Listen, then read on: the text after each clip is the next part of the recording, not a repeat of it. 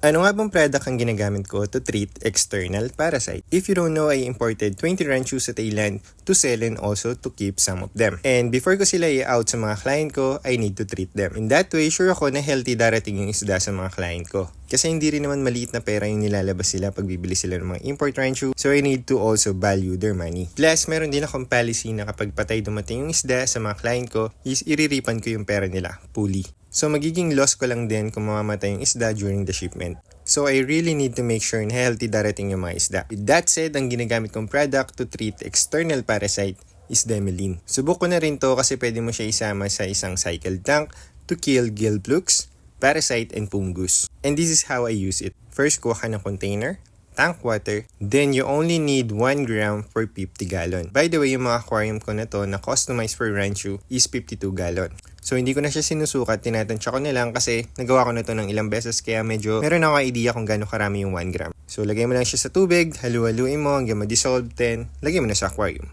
Then after that, you can just wait 2 days to 3 days. Then now you can do your water change. By the way, hindi ko nga pala nire-recommend ang mag-water change during these 2 to 3 days para ma-fully maximize natin yung gamot. Then after 3 days ng external parasite treatment, papakainin ko naman sila ng medicated food for the internal parasite treatment naman. And that's all for today's video. Thank you guys for watching and see you on the next one.